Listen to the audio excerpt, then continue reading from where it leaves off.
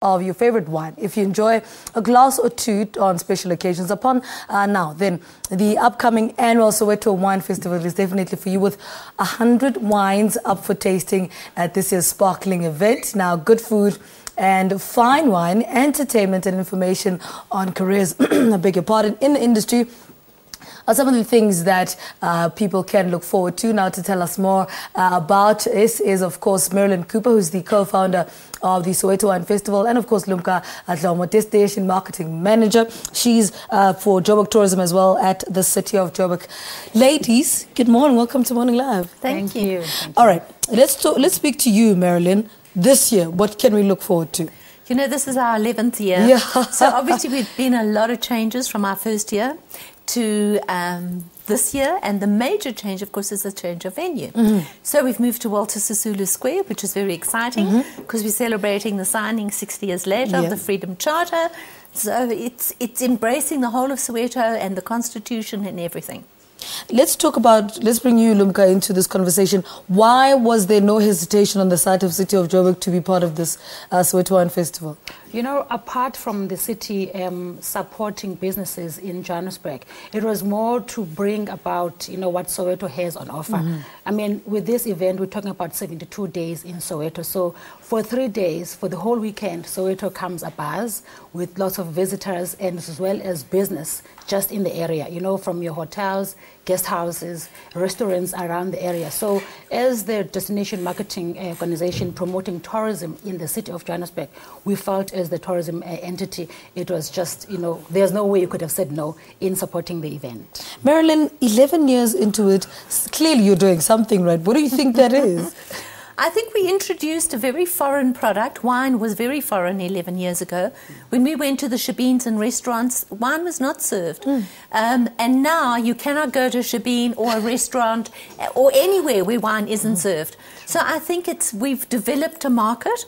And what's exciting about developing the market is then the industry then needs to employ people to service that market, which was one of the objects. It wasn't just to bring wine into Soweto, but actually to stimulate the need for wine in the Soweto so that employment could be stimulated. For you, Lumka, what does events like these do for local tourism? Obviously, like I mentioned, the hotels, you know, the economic impact of the event is very immense.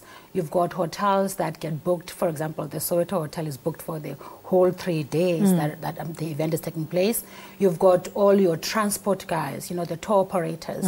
You have got the attractions themselves as well, because apart from the people that are there to enjoy the wine, the good food, and also entertainment, you've got those, I mean, we promote the whole Soweto as a destination, you know, of choice. People go around to go to your Hector Peterson Memorial, Vilakazi Street as well, you know, gets a buzz. So it's not just the area where the event is taking place, it's the whole of Soweto that gets, you know, to get visitors, local visitors as well as international visitors. I mean, you'll be surprised to know that there's also Kenyans that are coming through, you know, for the event. And these are people that have been coming through to Joburg, you know, for the past 11 years, supporting, you know, the event itself. And right now, we also have got the Gauteng Tourism on board that are supporting the event, as well as the Department of National Tourism. They are really behind the event. South African Tourism as well themselves, they are behind the event. So a lot of tourism, you know, like I'm saying, those 3 days just become a buzz. And the nice thing as well, it kickstarts our tourism month, which is starting in September,